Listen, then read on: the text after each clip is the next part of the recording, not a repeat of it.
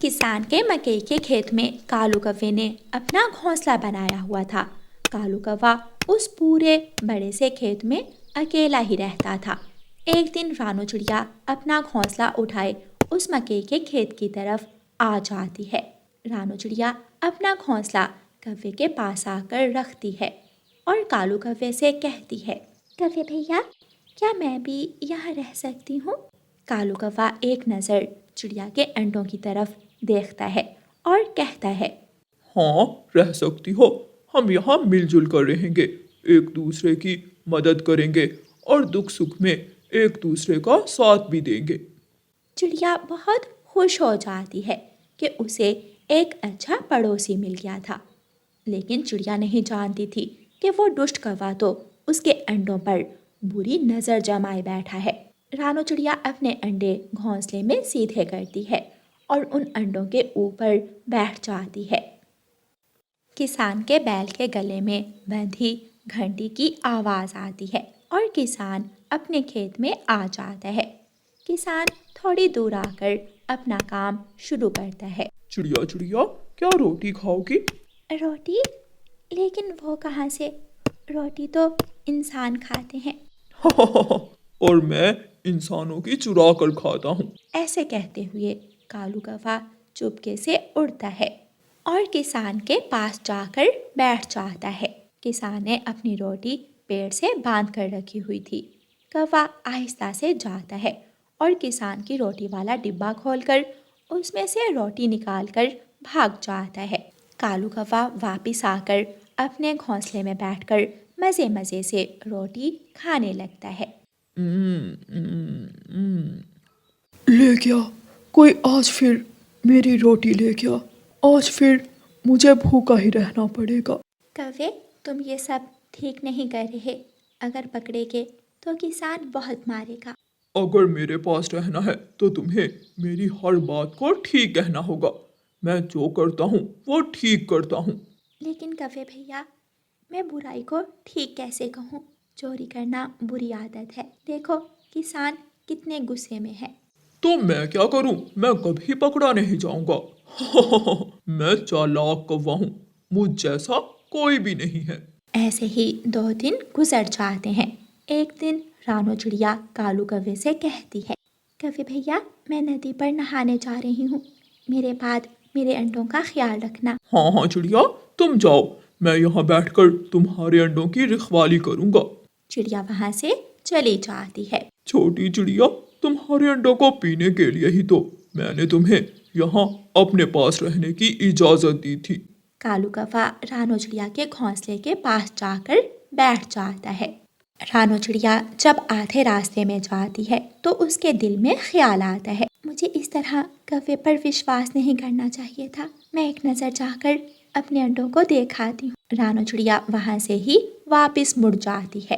कौवे, काले कौवे, हट जाओ, मेरे अंडों से दूर हो जाओ, वरना वरना मैं तेरी जान ले लूंगी। कौवा अपनी चोंच पीछे करता है। मैं तो अंडों में बच्चों की बातें सुन रहा था। मैं कौन सा तुम्हारे अंडे पीने वाला था? हट जाओ और मेरे घोंसले से दूर चले जाओ। कौवा वापस जाकर अपने घोंसले में बैठ जाता है और रानू चिड़िया अपने घोंसले में चली जाती है। मैं जानती थी काले कौवे कि तुम्हारी बुरी नज़र मेरे अंडों पर है। अच्छा अच्छा, अब चुप कर जा, वरना अभी तुझे यहाँ से निकाल दूंगा। ये खेत मेरा है। मैं तुम जैसे दुश्मन के पास रहना भी नहीं चाहती। रानू चिड़िया अपना घोंसला उठाती है और वहाँ से चली जाती है। रानू चिड़िया वापस जंगल जाती है और वहाँ जाकर एक घने पेड़ की डाल पर अपना घोंसला रख लेती।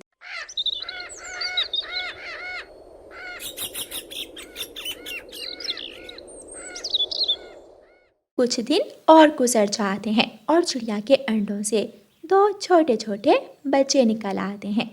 रानू चिड़िया बहुत खुश थी।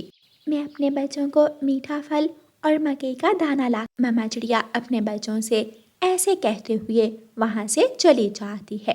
कौवा हर रोज किसान की रोटी चुराता था। आज मैंने भी रोटी पर जहर लगा दिया है। देखता हूँ कौन मेरी रोटी चुराता है और कौन खाता है। आज तो वो चोर जरूर पकड़ा जाएगा। किसान उसी जगह रोटी लटकाकर अपने काम में मगन हो जाता है। कौवा चुपके से आता है और किसान को पता ही नहीं चलता। कालू कौवा किसान की रोटी वाला डिब्बा उठाकर ले जाता है। कौवा थोड़ी दूर जाकर डिब्बे से रोटी निकालकर खा लेता है। थोड़ी देर बाद कौवे का सर चकराने लगता है और उसे मालूम हो जाता है कि अब वो मरने वाला है। कौवा बहुत मुश्किल से उड़ता हुआ अपने घोंसले तक पहुंच जाता है और बेहोश हो जाता है। रानू चिड़िया अपने बच्चों के लिए मकई का दाना लेने उस खेत की तरफ आती है तो कौवे को अपने घोंसले में बेहोश पड़ा देख लेती है। ये कौवा तो बेहोश पड़ा है, शायद इसने कोई जहरीली चीज़ खा ली है। रानू चिड़िया जल्दी से उड़ती है और जंगल से काले बीज लाती है और उन बीजों का रस कौवे के मुंह में डालती है। थोड़ी ही देर बाद कौवा अपनी आंखें खोलता है। क्या मैं जिंदा हूँ? कौवे भैया अभी तक तो जिंदा है। हाँ, अगर मैं समय पर ना आती तो शायद अब तक आप मर के होते। चिड़िया रानी, मैंने तुम्हारे साथ बहुत गलत किया था। मैंने तुम्हारे अंडों को पीना चाहा, लेकिन फिर भी तुमने मेरी जान बचाई। मैं बहुत ज्यादा शर्मिंदा हूँ। कौवे भैया, अगर आप सच में शर्मिंदा हैं तो पाप छोड़ दें, अच्छे काम करें, दूसरों की मदद करें, चोरी छोड़ दें। चिड़िया, मैं वादा करता हूँ, मैं आज के बाद खुद को बदल लूँगा। मैं हमेशा तुम्हारे साथ रहूँगा। लेकिन मैं यहाँ नहीं रहने वाली। अब मेरे अंडों से मेरे बच्चे निकल आए हैं। किसान का क्या पता कल फसल काट ले। चिड़िया, मैं भी अपना घोंसला तुम्हारे पास ही ले जाऊंगा और हर काम में तुम्हारी मदद करूंगा। फिर कालू कौवा अपना घोंसला उठाकर ले जाता है और चिड़िया के साथ वाले पेड़ पर रहने लगता है। कौवा अब सुधर चुका था और उसने खुद को बदल लिया था। मामा, कालू मामा, मम्मा कहाँ है? बेटा, आपकी मम्मा दाना लेने गई है। आपका मामा आपके पास है ना? ऐसे कालू कौवा चिड़िया के बच्चों का अच्छी तरह ध्यान रखता है।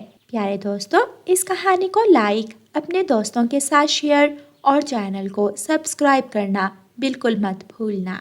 आपका धन्यवाद। रानू चिड़िया की ऐसी कहानियाँ सुनने के लिए YouTube सर्च बार में रानू चिड़िया की कहानी लिखें या फिर ये बटन दबाकर बोलकर कहें रानू चिड़िया की कहानी। रानू चिड़िया अपने घोंसले में अपने दो छोटे छोटे बच्चों के साथ बैठी हुई थी। वो बहुत डरी हुई थी। हर समय माँ चिड़िया का ध्यान आसमान की तरफ रहता था कि कहीं कोई खतरनाक पक्षी उसके बच्चों पर हमला न कर दे। चील दी, मैंने देख लिया है। मैंने उस छोटी चिड़िया का घोंसला देख लिया है। मैं जाकर उसे बातों में लगाता हूँ और तुम आ जाना और उस चिड़िया के दोनों बच्चों को खा लेना। कौवे, अगर मुझे चिड़िया के दोनों बच्चे मिल जाएं तो आज मेरा दिन ही बन जाएगा। कौवा चला जाता है। कालू कौवा सीधा चिड़िया के पास जाता है। चिड़िया, मैंने तुम्हारे लिए पानी ढूंढ लिया है। मैं तुम्हारे बच्चों के पास बैठता हूँ। तुम जल्दी से जाओ और नदी से पानी पी आओ। कौवे भैया, मुझे बहुत डर लग रहा है। आप मेरे बच्चों को छोड़कर इधर उधर ना चले जाना। प्यासी चिड़िया ने 2 दिन से पानी नहीं पिया था, इसलिए वो कौवे की बातों में आकर नदी से पानी पीने चली जाती है। अब चील आएगी और दोनों बच्चों को खा जाएगी और फिर चील मुझे ढेर सारा दाना देगी। चिड़िया नदी पर बैठी पानी पी रही थी कि उसे आसमान पर चील जाती हुई दिखाई देती है। चिड़िया डर जाती है और बिना पानी पिए ही अपने घोंसले की तरफ भागती है। चिड़िया चील से पहले ही अपने घोंसले में पहुंच जाती है। चिड़िया, क्या हुआ? तुम इतनी जल्दी कैसे आ गई हो? कौवे भैया, वो चील इस तरफ आ रही है। मुझे डर है वो भूखी होगी, वो मेरे बच्चों को खा जाएगी। चिड़िया कोई बात किए बिना अपना घोंसला और बच्चे उठाकर वहाँ से भाग जाती है। चिड़िया, सुनो, मेरी बात सुनो। मगर चिड़िया भाग जाती है। कौवे, कहाँ है वो चिड़िया और उसके बच्चे? चील दी, चिड़िया ने आपको देख लिया था और वो भाग गई है। तुम हमेशा मुझे उल्लू बनाते हो। मैं छोड़ूंगी नहीं तुझे। चील कौवे की खूब पिटाई करती है।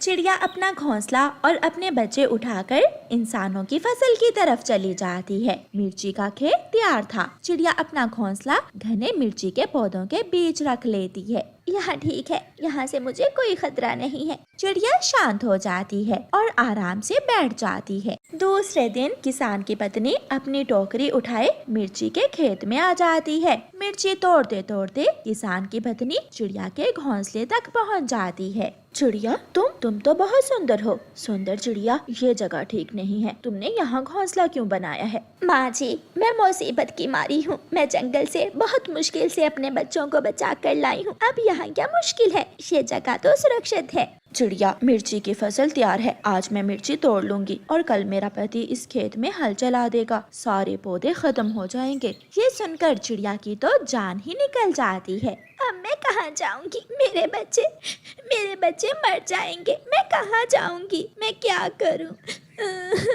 चिड़िया, चुप कर जाओ, शांत हो जाओ, मेरे साथ आओ। मेरे घर के आंगन में एक पेड़ है। वो पेड़ घना है और सुरक्षित भी। तुम मेरे साथ मेरे घर में आ जाओ। फिर चिड़िया किसान की पत्नी के साथ चली जाती है। चिड़िया किसान के घर में घने पेड़ पर अपना घोंसला रखती है और अपने बच्चों को दाना खिलाने लगती है। मम्मा, मैंने चिड़िया के बच्चे देखने हैं। बेटा, सीढ़ी लगाकर ध्यान से देखना, ऐसा ना हो कि चिड़िया का घोंसला ही गिर जाए। किसान का बेटा सीढ़ी पर चढ़ता है और चिड़िया के छोटे छोटे बच्चे देखकर खुश हो जाता है। ये छोटे बच्चे बहुत सुंदर हैं। क्या मैं इनसे दोस्ती कर सकता हूँ? छोटे बेटे, आप भी बहुत सुंदर हो। बच्चे अभी बहुत छोटे हैं। ये तो अभी बात भी नहीं कर सकते। मैं इनको दाना दूंगा, फल दूंगा। फिर उस दिन से किसान की पत्नी का बेटा अपने छोटे छोटे दोस्तों को फल देता और खाना देता। 10 दिन गुजर जाते हैं और फिर चिड़िया के बच्चे उड़ने लायक हो जाते हैं। बच्चे घोंसले से उड़कर अपने छोटे दोस्त के पास आ जाते और बातें करते। दोस्त, आज शाम हम सब यहाँ से जा रहे हैं। मुझे मम्मा ने बताया है। मैं उदास हो जाऊंगा। मैं दोबारा मिलना चाहूंगा आपसे। क्या आप मुझे मिलने आओगे? हाँ, मैं और मेरी बहन गुड़िया, हम दोनों आपसे जरूर मिलने आएंगे। फिर उस शाम वो चिड़िया अपने बच्चों को साथ लेकर घने जंगल की तरफ चली जाती है और माँ चिड़िया बहुत खुश थी क्योंकि उसके बच्चों ने उड़ना सीख लिया था और बच्चे बड़े हो गए थे। चिड़िया की जादुई चक्की। चिड़िया के पास एक ऐसी जादुई चक्की थी जो जरूरत के समय चिड़िया को भोजन देती थी। चिड़िया को वो जादुई चक्की उसकी माँ ने दी थी। तोते चिड़िया के पास जाओ और चिड़िया से भोजन ले लो। चिड़िया सब पक्षियों को भोजन दे रही है। मैं तो 2 दिन से भूखा हूँ। मैं अभी चिड़िया के पास जाता हूँ। फिर तोता चिड़िया के पास जाता है। चिड़िया, अपनी जादुई चक्की से कहो कि मुझे भी भोजन दे दे। मैं बहुत भूखा हूँ। तोते भैया, मैं अभी आपको अपनी जादुई चक्की से भोजन ले देती हूँ, मगर आपको थोड़ी देर के लिए बाहर जाना पड़ेगा। तोता चिड़िया के घर से बाहर चला जाता है और चिड़िया अपनी जादुई चक्की से कहती है, चक्की चक्की घूम जा, चांद से परियां आएंगी, तोते का भोजन दे जाएंगी। चिड़िया के ऐसे कहते ही चक्की घूमती है और उससे पके हुए मीठे मीठे अमरूद निकलते हैं। चक्की चक्की बंद हो जा, चांद से परियां आएंगी और घर मेरे सो जाएंगी। तोते भैया अंदर आ जाए। तोता घर के अंदर आ जाता है। चिड़िया, अमरूद तो मुझे बहुत पसंद है। तोता अपना भोजन लेकर वहाँ से चला जाता है। क्या छोटा क्या बड़ा, सब पक्षी चिड़िया से अपना मनपसंद भोजन लेने आते। चक्की चक्की घूम जा, चांद से परियां आएंगी, बुलबुल का भोजन दे जाएंगी। उड़ती उड़ती बात कौवों तक भी पहुँच जाती है। कौवे जो बहुत दुष्ट और लालची थे, किसी न किसी तरह चिड़िया की वो चक्की चुराने का प्रोग्राम बनाते हैं। गोरी, कुछ ऐसा करो जिससे हम वो चिड़िया की चक्की ही चुरा लें। बात चक्की चुराने की नहीं है। चिड़िया के पास एक जादुई मंत्र है। जब चिड़िया वो जादुई मंत्र पढ़ती है तभी वो जादुई चक्की भोजन देती है। तो फिर तुम भेष बदल कर चिड़िया के पास जाओ और वो मंत्र सीखो और फिर बाद में मैं वो चक्की चुरा लाऊंगा। कालूपति जी, बात तो तुम्हारी ठीक है, मैं ऐसा ही करती हूँ। फिर गोरी कौवी अपने सर पर सफेद बाल लगाकर बूढ़ी कौवी बनने का नाटक करती है और चिड़िया के पास जाती है। बेटी चिड़िया, मैं बहुत गरीब कवि हूँ, मेरा कोई भी नहीं है, मुझे भोजन दे दो। माँ जी, आपको भोजन जरूर मिलेगा, मगर आपको घर से बाहर जाना होगा। बेटी, मैं बूढ़ी कवि बहुत मुश्किल से उड़कर आई हूँ,